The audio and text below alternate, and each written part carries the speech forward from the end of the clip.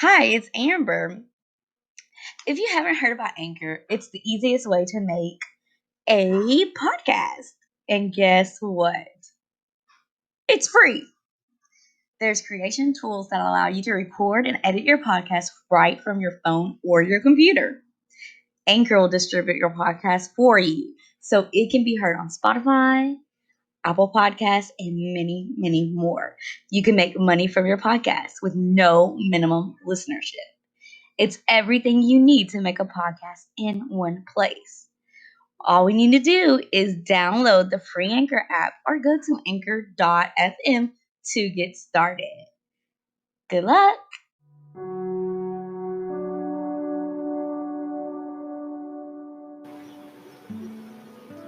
Hi guys, welcome to the Double A Crime Files family. This is Amber with my co-host Arianne. Tonight we're going to be talking about a cold case from 1969, and it is on Betsy Ruth Aardsma. Now Betsy was born July 11th, 1947. She was 22 years old when she died. She was born in Holland, Michigan. She had 3 siblings. She was bright and artistic and grew up as a normal child, but in an overly religious household. She was very active in school. She came in 5th in her class, and she was studying to become a doctor. She was a very attractive lady and had a lot of admirers, but she preferred to put her schooling first over any kind of dates. Now, she did die in Pennsylvania. She died in her college, Penn State. The date of her death was November 28, 1969. So what is known is Betsy had came to her college. She had returned back to her college early from a Thanksgiving break. She and her roommate, Sharon, walked to the school's library around 4 p.m. Then they separated. At the library, Betsy went down to the basement to visit the bibliographer's office. Then she went back to the 2nd floor. During this time that she was alone, she was stabbed in her left breast with a hunting-style knife, and that stab punctured her pulmonary artery and the right ventricle of her heart. The killer pulled the knife straight out of her and walked away. She never screamed, and there was no defensive wounds. Either she knew the killer or she just didn't see it coming, and investigators believe she was grabbed from behind. It is also noted that she was not sexually assaulted, and the doctors say that the stabbing required a significant amount of strength. It took about 15 to 25 minutes before a student found her lying amongst a pile of books. First responders didn't notice that she was stabbed, being that her dress was camouflaged and bloody. So we know that she was stabbed in the heart and died immediately. And she died in the stacks area of the Pate Library at Penn State. She was wearing a red dress, and the red dress was to be examined for DNA, but as of 2018, there were no test results found, so we don't know if they pushed any more forensics on that. The detectives did have a favorite subject. Their suspect that they favored the most was Richard Hafner, but there was no physical evidence to link him to the crime, and he was never formally charged. Who is that? They never did specify who Richard Hafner is, so I have no clue who that is. State Trooper Jeff Petticciui said that he was the person believed to possibly have more information about the crime, but he died in 2002 of a heart attack, so if you did know something, we can't get anything about it. So I really don't know who this Hafner person is, and I haven't found anything else about him. Now, what about the person that went into the library with her? The roommate. Now, there wasn't too. Let me get you this, okay? She was getting a reference book. She was supposed to get the reference book and return a reference book. So some accounts say she was wearing a red dress, but some other accounts saying it was a red turtleneck sweater. Either way, she left with the roommate, and they were gonna go research for one of her English professors, and she needed to bring back the reference book for the project for her professor. So she entered the library, and then from there, it states another account. It states that she met up with two other friends. So I had some conflicting reports. One said that she and Sharon went and separated, and she was by herself. Another report says she went in and she met up with two friends named Linda, Marcia, and Rob Steinberg. And they spoke for a little bit and separated ways. So what really happened there is really not known because there's two different stories on that. But what is known is she went down to the basement. Now, one story says she went there just to go to the bibliographer's office. Another story says she went down there to meet someone to speak to, somebody named Messerol. But that Messerol seemed to be too busy and couldn't attend to her. So she left her purse, book, and jacket. She had left it up onto the third floor. So she's like, I'm just going to go back and get my stuff. While he's dealing with these students, I'm going to go back and get my stuff. So it looks like she never made it back up to the third floor to get her stuff. And I don't even know how she got to the third floor because none of the places I researched even mentioned the third floor. It mentions the base floor, which is the second floor, and the basement. So it never mentioned the third floor, but now all of a sudden all her stuff is on the third floor. You said this happened in what year again? 69. 1969. Yeah. So they didn't have cameras in colleges back then. No, especially not a library. So who were the witnesses? Did they interview any of the witnesses? Well, it says she was moving books around the stacks. The supervisor made the final call to let the students know that they needed to leave by 5, and it was 4:30. And it said that Berngart saw a girl in a red dress alone in the library corridor, and also saw two men talking quietly. That was all that they seen. At around 4:45, 4:55, she walked towards the basement into the narrow stacks, and one of the students in the library near the row where Betsy was wandering claimed to heard a man and a woman talking. And then it didn't seem to be like an argument. They were just talking, and then some books fell. Something hit the bookshelves with metal, and all this noise started to take place, and people started to pay attention. And about 5 o'clock, a man walked out of the library and asked the clerk at the desk to help the girl. The clerk seemed to be puzzled and didn't get what he was talking about, and just kept working. So possibly the killer just was alerting her that I just killed her, go get her, but nobody paid attention. So after that, they saw her on the floor. And who saw her on the floor? It just said a few students. Yeah, a few students saw her on the floor, and it looked like she was taken by subjection or had just fainted. So no one knew that she was stabbed right immediately. They just knew that she was passed out on the floor. Then they rushed her to the hospital on campus, and the doctor at the health center found that she was stabbed once with the sharp object through the right breast. It damaged her ventricle of the heart, and there was only just a little bit of blood in her body, so she drained of a lot of blood.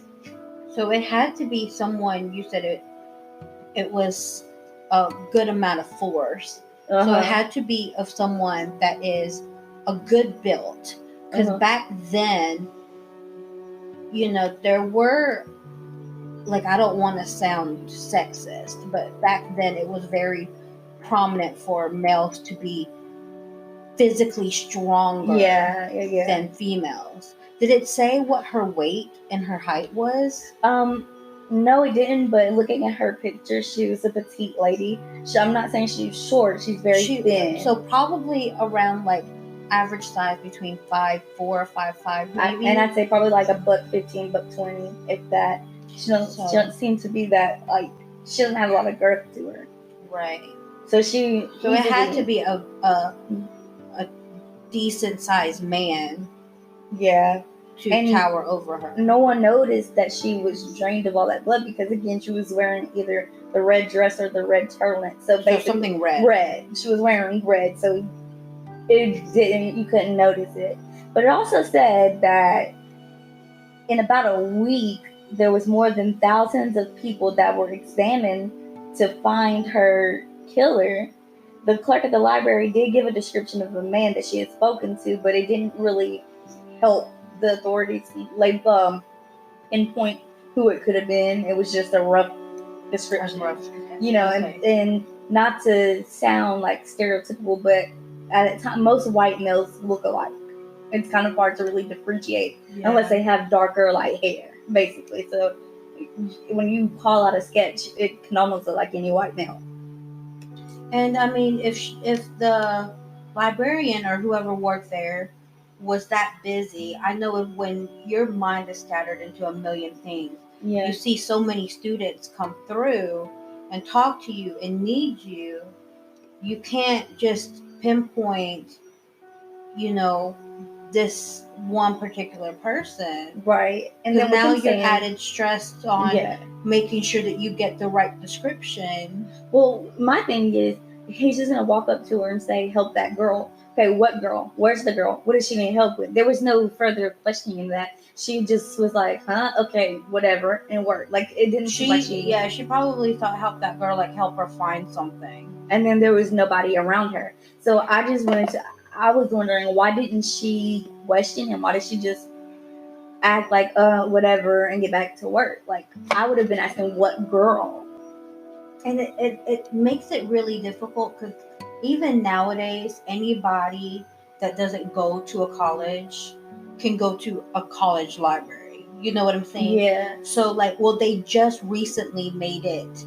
Now you have to have an ID, but it wasn't even but 5 years ago you could still walk in without an ID. So it's possible that we're looking at someone that's not a student. We're thinking a man of heavy stature, very muscular, and a hunter. Obviously somebody that's good with being stealthy. And I mean, for him to stab her with one good lick right through the breast and kill her one good stab, he's gotta know. He's very calculated. Honestly, if it almost sounds that it's premeditated. I'm thinking because she was an attractive lady and she didn't care about guys, she cared more about school and about becoming a doctor. She was more focused on her and her future. One of these guys got pissed off that they got blown off, and so none of her friends told the police anything about any guys that were stalking her. I have not found any record on that. I have not found any record of them questioning Sharon, her roommate that knew her better than anybody else on campus because they lived together, or these two supposed friends that she met up with and talked to in the library. So those are 3 people that were close to her that we know of. They weren't interviewed. I have not found anything on that. Now, listeners, if you do find more research regarding that, please let us know because I haven't found anything and I would like to know more about any kind of investigations. But as of right now in 2020, we are at June 25th, 2020. This case is still unsolved. She died at 22 years of age. In college. In her college That's library. That's scary. It is. You had the Columbine that started off everybody's having the fears of having school shootings. But this lady here, it wasn't a gun where it was a warning. She literally was stabbed out of nowhere. See, that's why I never, when I was on campus, I never once left without a friend, let alone at night. I always told somebody where I was going to be at, who I'm going to be with. Yeah. And it was, I'm even when I had a roommate outside of campus, it was always, they knew where I was going to be. If I was on my way home, and if I wasn't home by then. This is why I stalked you when you had iPhone. Get an iPhone back so I can continue to stalk you. That's not gonna happen. But one thing that I appreciate from the company that I work for, HCA, which is Hospital Corporation of America, they have this app for all of their staff, and it's like it's a security app basically, where if you're out by yourself and you're walking out at night by yourself, because hospital, you're not always going to leave during the day. Sometimes you're going to leave like 1, 2, 6 o'clock in the morning when you're by yourself. So in this app, it has where you can alert security of any suspicion. You can talk to somebody on the way to your car, video, have them looking, and they can be there in seconds if they need to be there. So there's apps out there now. They're in, and not just with that company, but there's other apps as well that people can use if they have to be alone. Because just face it, not everybody has that opportunity or that advantage to have someone with them. Did they find any fingerprints on the I have not weapon? Honestly, like that? The weapon was not left. He pulled it straight out and took it with him. So they have not found. They have no. So they just evidence. Know what kind of weapon it is by the stab. They're just saying hunting style. They're not going to say like it is like a switchblade or it's some kind of pocket knife. They're not going to say it's just hunting style. So it could be a big blade. It could be a little blade. That's scary. That back then it was so easy to murder somebody. Nobody asked questions. Nobody cared. Everybody was just minding their own business. And it's a quiet school library, so nobody. Yeah. And the students that just happened to see her were just coming around, probably trying to find books. And the biggest disruption was hearing books fall. And I'm guessing that's because she got stabbed and fell backwards, and then the books fell on her. So I'm guessing they heard the aftermath. They heard the conversation. I'm thinking. The guy walks up to her. You see pretty lady in the library. You can't resist her. She's alluring. Hey, blah, blah, blah. I want to talk to you. And she's from a very religious background. So it doesn't seem like she'll be like, fuck off. It probably, she, politely turn them down. And that doesn't sit well because some mentalities are like, you're going to get me because I want you or not. But then he would have a knife on him? Who knows? Who knows? I mean, it's crazy. Like, it's crazy to think like people really just walk. I guess they felt like whoever it was felt like he needed protection. Hold on, I'm just gonna plug this up real quick, guys. Bear with me. I don't even know what I'm sticking it into because I can't see. I'm plugging up. My device is about to die, guys. The top. Bear with me, guys. Okay, we're plugged. Okay. This case to me was very interesting because, for one, it was in a college setting. For two, it's a very young, attractive lady. And three, there's absolutely no leads and no weapon, nothing. So this guy, like nobody even tried. That's exactly what it feels like. No one even tried. And the one person that they felt like was the person, there was nothing leading in there. And I don't know who this person is. They never left a description why they thought this person was involved. Who is this person? I haven't found any accounts from parents. All I'm finding is... which is weird because back then, if it was a white female, they would be on the case. That's just like now, like she's just a young white female and attractive on top of that. Of course, they're gonna run for it. So it's for nothing to turn up. It is really weird. It's just that's just odd because even the roommate, like, where did the roommate go? Why didn't the roommate come back? Why didn't they link back up? Who are these two friends? Where did they go? What's going on? Like, there's a lot of questions and no answers. A lot. And it just seems like they just stopped in 1969. Because it could be the roommate got somebody. Who knows? All of this is speculation. Multiple possibilities. Yeah. And so I just feel like this is a very weird story. There's nothing really on her. Nothing. Like, a lady got stabbed, died immediately. The killer walks away. It's literally the game of Clue. Who did it? literally the game of Clue.